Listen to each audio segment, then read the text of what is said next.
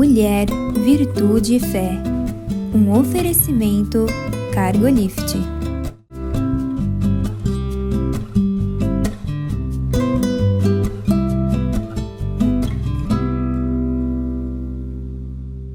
Olá, queridos. Olá, queridas.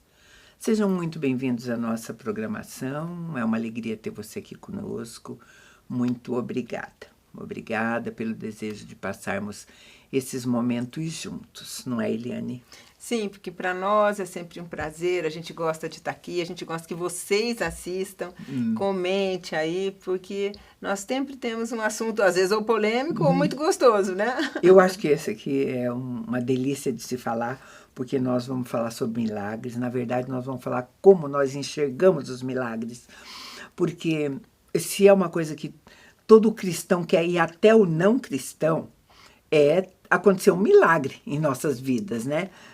Quem não precisa de milagre em alguma área, em algum momento da vida, né? Pois é, que bênção, né? E quando acontece, a gente fica tão contente, né, mesmo? Porque às vezes é um anseio tão forte do coração, né? E vai sabe, aos céus, né? E agora, eu me inspirei mesmo no assunto dessa conversa, na leitura de um livro do Bill Johnson, porque ele contou uma história que eu quero contar para você. Ele contou que certa vez, num domingo, um menino caiu. Ele estava na igreja, lá atrás da igreja, foi brincar e quebrou o braço. E a mãe dele correu até o Bill Johnson e disse: pastor, meu filho caiu, quebrou o braço, eu quero que o senhor venha orar com ele. Então ele correu para trás da igreja e quando ele chegou lá, ele viu o menino com uma fratura exposta. Ele disse que na hora que ele viu a fratura exposta, ele já catou o celular e a primeira coisa que ele fez, a primeira coisa que passou pela mente dele foi: eu vou chamar a ambulância. E não tem nada errado com isso. Precisava chamar a ambulância, sim. Era coisa que qualquer um ia fazer. Mas, para ele, o Bill Johnson disse que para ele, aquele foi um momento revelador, para ele como pastor, como cristão, porque ele, naquela hora, ele lembrou de quantas coisas ele já tinha presenciado Deus fazer, sabe? Ele já tinha presenciado Deus dar vista a cegos, surdos ouvirem, sabe? Enfim, ele tinha feito o verdadeiro milagre e naquela hora ele foi chamado pela mãe para orar e ele chamou uma ambulância. A fratura exposta falou mais alto para ele. Ele disse que a fratura exposta apagou o modo sobrenatural diante do natural. É interessante essa história, não é, Eliane? É interessante, porque às vezes a gente está no racional, né? Ele viu uma fratura exposta e achou-se que não daria conta, ou que talvez Deus não... Aliás, como ele mesmo falou, ele nem pensou em outra coisa, não pensou. Mas assim, orar por um milagre numa fratura exposta é algo bem forte, então, né? Porque o que ele disse? Ele disse que ele aprendeu uma lição que é o motivo da nossa conversa hoje. A lição que ele aprendeu foi que a experiência dele com milagres, todos aqueles que ele já tinha visto, não tinha moldado a mente dele. Né? E é por isso que eu falei que eu tinha que escolher esse título para essa conversa. E vem como resposta de oração mesmo, porque nós tivemos o evento, né, o Encontro de Mulheres, no Extraordinário de Deus, e uma das preletoras, a doutora Chil, falou muito sobre isso, e fica muito claro, assim, como na vida dela há milagres, né, assim, e coisas fortes. E eu falei, poxa, por que na minha não é tanto? Eu sinto muito a presença de Deus, e Deus sempre esteve comigo, mas não é assim com milagres tão aparentes, né, como o caso, uma fratura exposta. E eu perguntei isso a Deus, e sabe, eu tive a resposta de Deus. Ele falou assim: porque eu me contento com o natural, então eu não preciso, eu já tenho uma fé que vive pelo natural, mas tem gente que precisa, né, desse sobrenatural. Será que é isso mesmo? Talvez, Eliane, também, quando você diz ausência de milagre, você não saiba que algumas coisas tão pequenas seja fruto de milagre. Porque quando a pessoa pensa em milagre, ela pensa numa coisa tão extraordinária, sabe? Mas tem coisas que aparentemente ordinárias são Também, verdadeiro milagre, exatamente. sabe? São verdadeiro milagre.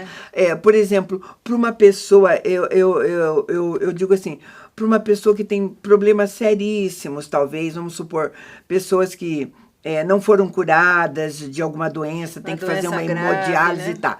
Se ela passar 2 dias bem, sem precisar de uma máquina ou qualquer coisa, como é que ela vai receber isso? É um milagre, sabe? Ela vai falar de que tamanho? Não, é um milagre. Ou outras coisas, né? É que a gente, às vezes, de um lado, banaliza e, de outro lado, super valoriza, né?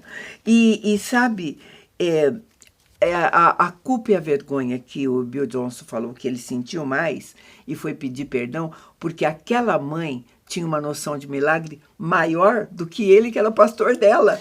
Porque ela disse, pastor, chame alguém. Não. Ela disse, eu quero que você vá lá e ore.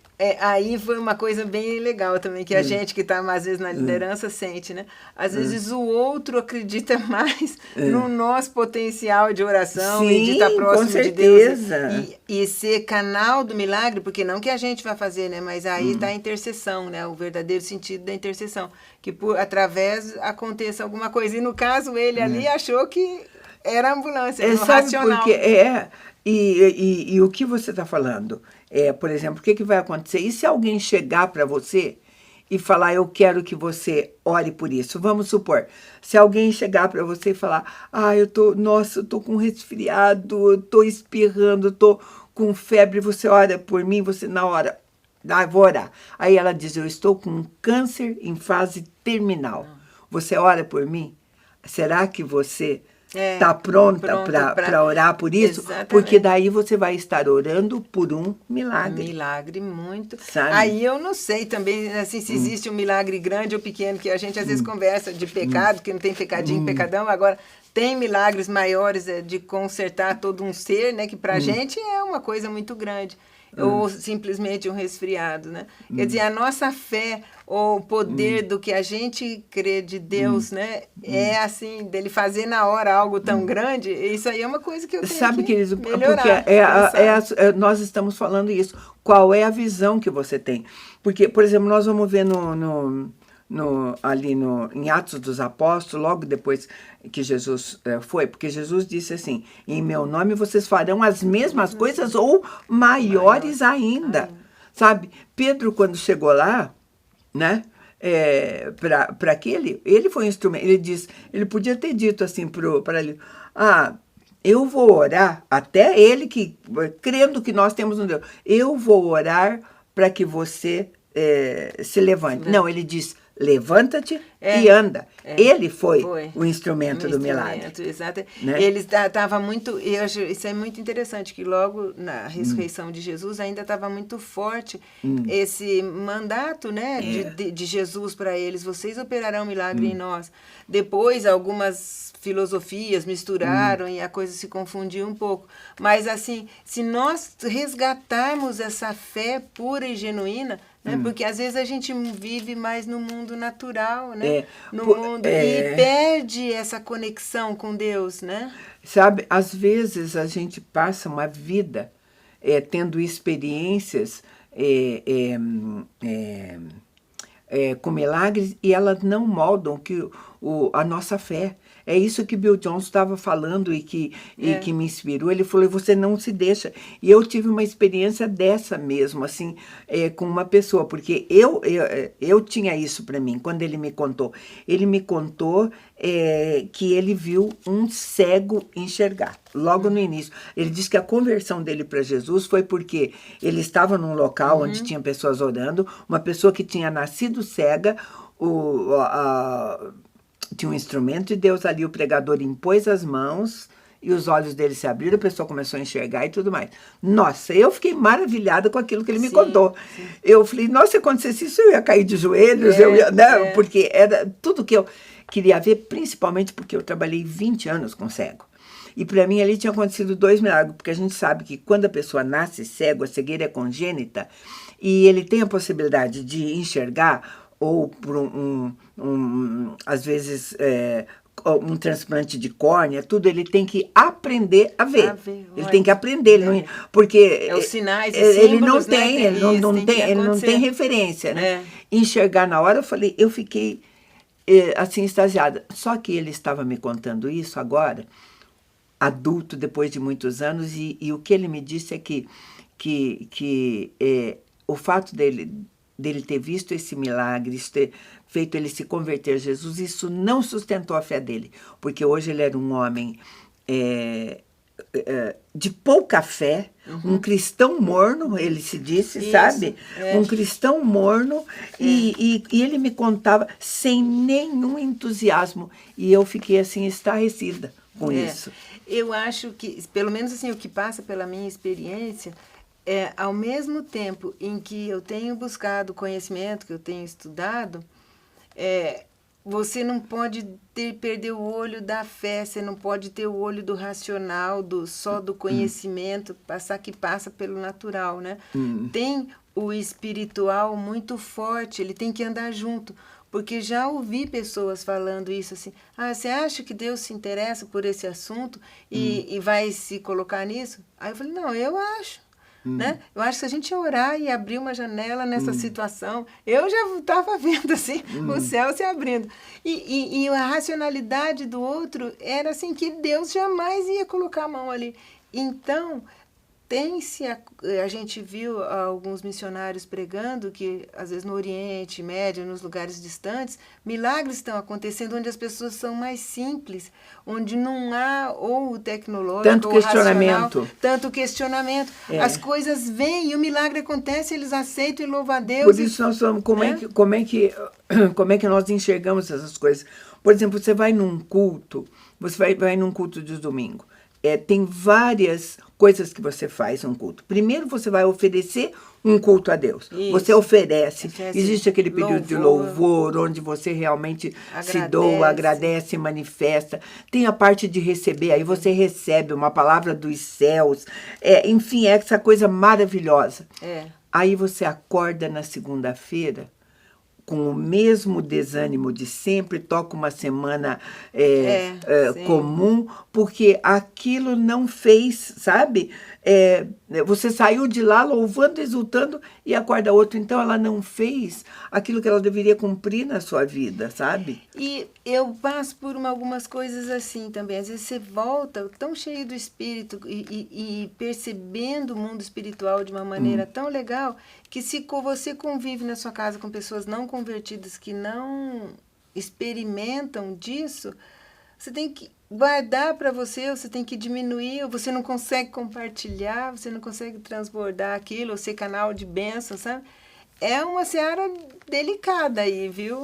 Sabe, parece um balde de água fria, às vezes, né? Em alguma que aí situação. Você fala assim, como que isso pode ser feito que ajude todo mundo, né? Mas você sabe, nós estamos justamente conversando para que você se abra para essa possibilidade, né? Que a nossa humanidade, a nossa racionalidade sempre vai aparecer e tentar questionar isso, né? Mas eu vou chamar um intervalo bem curtinho e a gente volta para continuar essa conversa.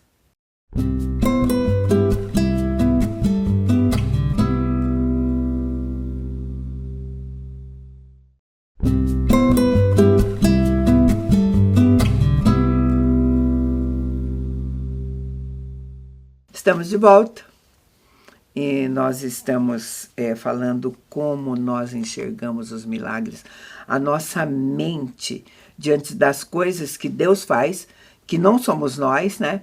E o que nos impede. E a gente conversou aí um tempão sobre tantos impedimentos, e eu quero falar para vocês que até aqueles que andaram de perto com Jesus, os discípulos deles, que ficaram ao lado dele, tinham essa dificuldade. O livro de Marcos, o Evangelho de Marcos, capítulo 6, quando ele vai falar de um dos milagres mais conhecidos, um milagre onde 5.000 homens, sem contar com mulheres e crianças, que não se contavam naquele tempo, foram alimentados com 5 pãezinhos e 2 peixes. Então, vamos lá. Marcos 6, a partir do 35, diz assim: Como já era tarde, Seus discípulos se aproximaram dele e disseram: o lugar é deserto e já é muito tarde. Manda-os embora para que possam ir aos campos e povoados em redor e comprem algo para comer. Ele, porém, lhes respondeu: dai-lhes de comer vós mesmos. Então eles lhe perguntaram: compraremos 200 denários de pão para dar-lhes o que comer? Ao que ele lhe disse: quantos pães vocês têm? Ide ver. Tendo-se informado, eles responderam: 5 pães e 2 peixes. Então lhes ordenou que fizessem todos se assentar em grupos sobre a grama verde. E eles se sentaram em grupos de 100 e de 50. E tomando os 5 pães e 2 peixes, Jesus ergueu os olhos ao céu, abençoou os pães e os partiu. Em seguida entregou aos discípulos para que os servissem. E também repartiu 2 peixes para todos. E todos ficaram satisfeitos e recolheram 12 cestos cheios de pedaços de pão e de peixe. Uau, né? É humanamente impossível da gente imaginar. Aí você fala, isso sim que é milagre, mas vamos ver a dinâmica desse milagre, tá? A dinâmica desse milagre. Porque nós estamos falando de um Deus que faz milagres, um Deus que pode todas as coisas. Precisava de alimentar 5.000 homens, mais mulher, mais criança. O que ele podia fazer como Deus? Ele podia dizer: apareça agora, estala os dedos, apareçam agora um prato de pão e de peixe, se era o caso, na mão de cada um. Ou então podia montar uma mesa enorme, apareça. Mas nessa dinâmica ele diz assim: vocês vão fazer isso a partir do que vocês têm. Isso é uma coisa que eu acho bonita de Deus. Ele parte de algo que a gente tem, né? É difícil, pode acontecer, né? E para ele não é impossível. Mas normalmente é de algo nosso, né? Isso é muito bacana. Quer dizer, os milagres, né? Você vai participar do milagre, como Pedro fez. A ordem partiu de Pedro, ele diz: em nome de Jesus, levanta-te e anda. Sabe? Foi ele que fez, sabe? Então, essa convocação santa de nós sermos participantes de algum milagre, porque ele diz: vocês podem isso, eu os comissiono a isso.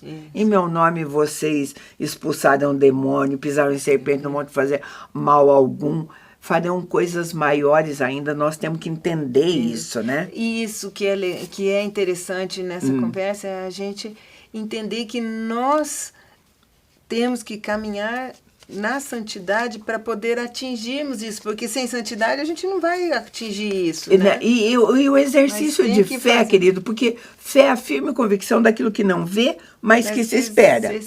Né? Os discípulos vão nos dar outras lições.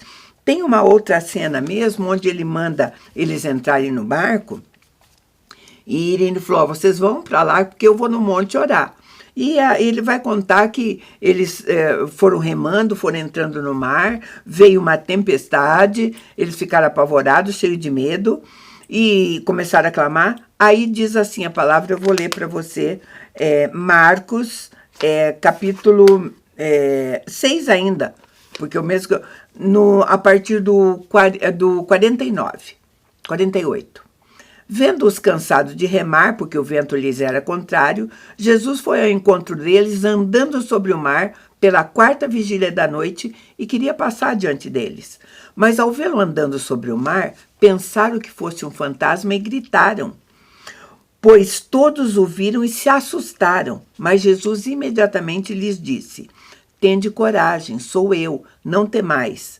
Então subiu com eles no barco e o vento cessou. E os discípulos ficaram extremamente impressionados entre si, porque não haviam compreendido o milagre dos pães e o coração deles estava endurecido. Gente, eu li para vocês Marcos 6, eu li até o capítulo 43, depois eu pulei dois versículos depois, fez com que os discípulos esquecessem que eles estavam servindo um Deus de milagre. Exatamente. Então, nós estamos falando sobre como que o milagre é moldado na sua mente, o que ele faz você sustentar, não é? Exatamente. E se eles sabiam que ele tinha feito essa multiplicação, saíram dali e já acharam que eram um fantasma, já estavam com medo, sabe? já voltaram todos Gente, atrás. alimentar milhares de pessoas com doença não tinha sido suficiente para sustentar a fé, para que acreditassem. Sabe, não tinham enxergado. Então, por isso que eu estou perguntando como é que nós lidamos com os milagres. E eles que estavam na frente de Jesus. Imagine nós hoje que a gente... Não, e outra coisa, eles haviam participado desse milagre. Fizeram parte. Então, agora depois eles acharam, porque Jesus não está no barco, não tem solução. Né? Exatamente. Jesus diz, vocês vão dar pães a eles, né? E eles obedeceram, né? E, sabe, queridos, tem uma versão, eu disse que Jesus mandou eles entrar no barco, que diz que obrigou eles a entrar no barco. Obrigou porque podia haver... Eles sabiam que se armava uma tempestade. Tempestade não apareceu de repente, né? De repente, Então, quando diz Jesus obrigou-os nessa tradução, é porque Jesus tinha um propósito. Jesus, ele sonda o nosso coração, ele sabe o que passa. Ele sabe, né, o que está passando lá, o medo deles. Então, aquilo era para mostrar mesmo, sabe? Tempestades, dificuldades, como é que nós reagimos a esse milagre. O Marcos vai relatar também, e eu não vou precisar ler aqui para você, vou só contar, que também numa outra vez Jesus falou, vamos passar para o outro lado, só que dessa vez nessa tempestade Jesus estava no barco com eles. Só que Jesus estava dormindo, diz que ele estava lá na polpa, em cima de uma almofada, estava dormindo e os discípulos foram correndo acordar ele e falar assim, acorda, não te importa que a gente vai morrer na hora tempestade. Aí a palavra diz que Jesus levantou, repreendeu o vento, mandou o vento parar, mar aquieta-te tudo, o vento cessou. Aí ele perguntou para os discípulos, por que vocês estão amedrontados? Vocês ainda não têm fé, né? Sabe, então é essa pergunta, sabe? Depois de verem milagres, como é que vocês reagem a milagres? Vão precisar de quantos? Para vocês terem fé. Exatamente. Quanta ação de Deus você vai precisar para crescer a tua fé, né? Então, queridos, a ordenança, e que eu repeti aqui, eu vou agora lê-la para você. Eu vou ler João 14, 12, diz assim, em verdade vos digo, aquele que crê em mim também fará as obras que eu faço, e as fará maiores. Uau! Que forte. Né? A pergunta como você está pronto para isso, né? Às vezes a gente não está pronto para grandes coisas. Né? Às vezes até para o ID, sabe? Até para o ID de Jesus. Tem pessoas que acham assim, por exemplo, você tem que evangelizar alguém. Você achar, evangelizar o fulano ali, vai ser fácil. Agora, e o outro? E o outro... lá já está difícil. Você já começa a medir, sabe? A gente está falando dessas coisas, sabe? Quem é que vai fazer a obra? É você? Não, né? é o Espírito Santo. É o Espírito Santo que habita em você, né? Porque ele disse assim, ide por todo mundo, pregai o evangelho a toda criatura. Quem crer e for batizado será salvo, quem não crer será condenado. E aí ele diz o que eu vou ler para você. Quero que você fixe bem isso. Eu estou lendo Marcos 15, 17 e 18. Estes sinais acompanharão os que crerem. Em meu nome expulsarão demônios, falarão novas línguas, pegarão em serpentes, e se beberem alguma coisa mortífera, nada lhes fará mal algum. Imporão as mãos aos enfermos, e estes serão curados. Uau, a gente não faz nenhum desses. Pois tem que pensar, né? Sabe? Sabe? Como a gente está perdendo tempo. De repente você tem que olhar, nós nos ajuntamos, sabe? Tantas vezes, mesmo como mulheres, tudo, aí a gente diz assim, quem quer uma oração? A pessoa diz, eu quero uma oração porque eu estou doente. Aí você lá de longe, às vezes até no púlpito, você ora, aproveita, põe ela no meio de outras até. eu quero que você levante do seu lugar, tenha a ousadia de crer que você pode levantar, impor a mão e falar assim, doença, né?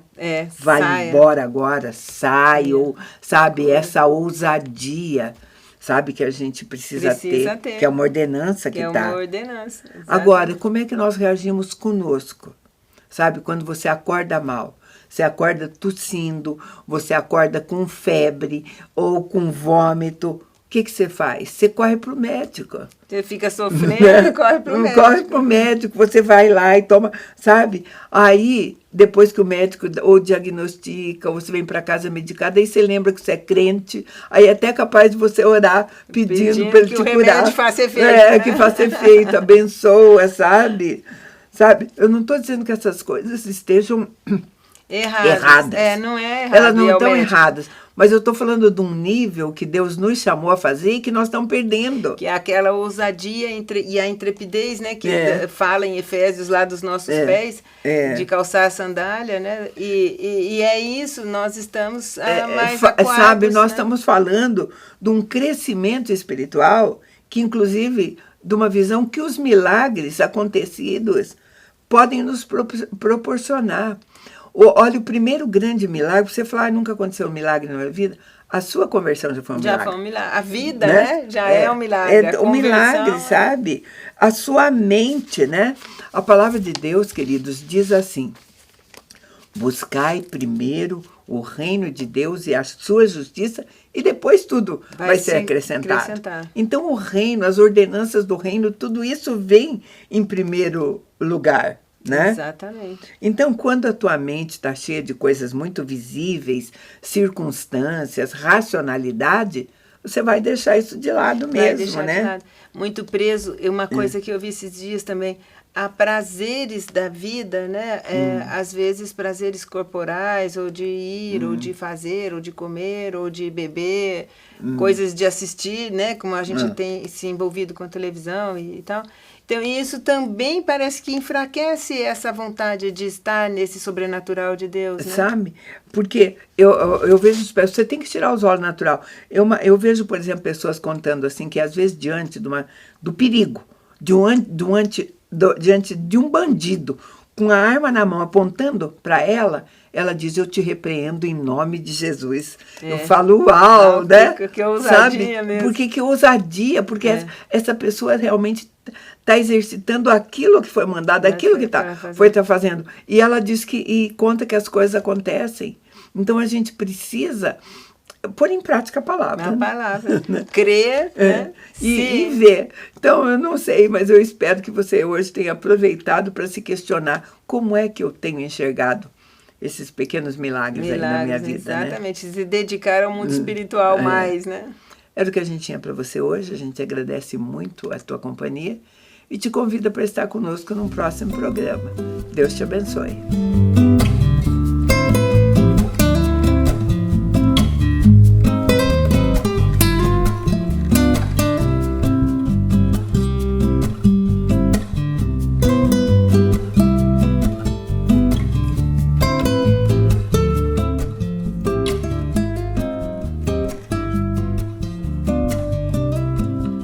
Mulher, Virtude e Fé. Um oferecimento Cargolift.